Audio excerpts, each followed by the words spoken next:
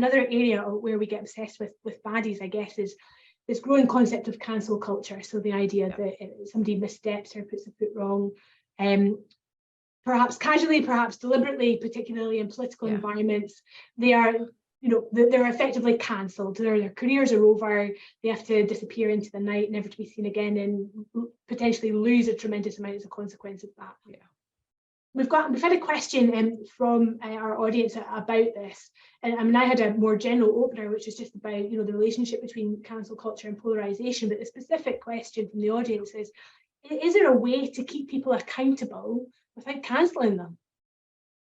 Yes, of course there is ways to keep people accountable, because the only, it's a good question, but like the only response when somebody does something like a bit silly, and it could be anything from a bit silly to completely egregious, there can be a range of sanctions against them, and how they respond and what they do and how they learn themselves, and if they change their own behavior, and if in some cases, if they accepted what it was wrong, and if you're at some more extreme, you look at the likes of, let's say, Lawrence Fox, who does have an audience that he can appeal to in the UK, like that man is not, I think, on a deep learning curve, and a deep self-reflection is not his forte, and like that's a very different kettle of fish. But actually people who say, well, no, I'm going to go away and learn, and I'm going to think about this and see what I can do, and then reflect and come back. I think there should be space for people to do that in all walks of life, and that includes in politics. But how do you hold them to account? Well, there's mechanisms that are established and set up to do that,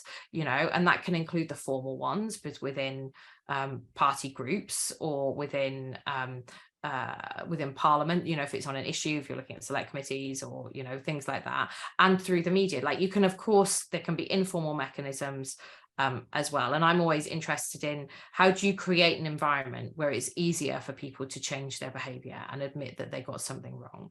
And if somebody keeps repeatedly getting something wrong, then in politics, obviously the electorate is probably quite likely to lose trust in them, and they'll lose their seat.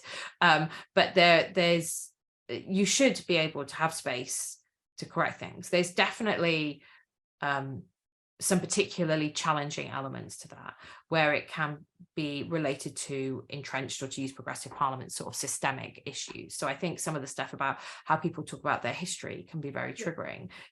What do you do with somebody who can't respond, or where they're families passed on? So let's look at roads and the debate that Oxford is having around that. And I can see why it's really challenging and very difficult for them. I think one of the big challenges that people like Oxford have, and I'm aware that there's some institutions in Scotland that are having to have the same debates, and we certainly are out here in the US, it's happening at Stanford as well, is they were very bad at predicting and seeing this issue coming down the line. And actually, if people had proactively taken a stance maybe 10 years ago and begun talking differently about their history, they wouldn't find themselves in quite the position that they are in now. And I think that there's often a lack of acknowledgement, and I would definitely hold my hands up to it, that I didn't always think in as broad a way as I should have done when I was representing things, or think about the stories that we told and who we excluded, actually.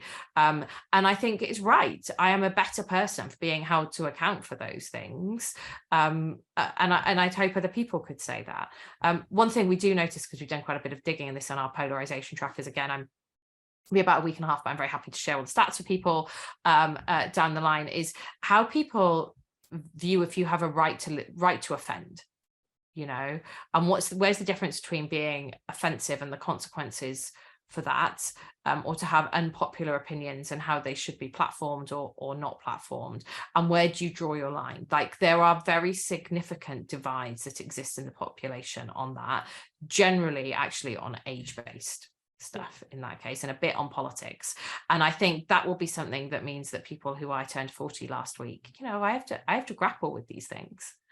It can be challenging, and I think that will continue to be a significant issue for people.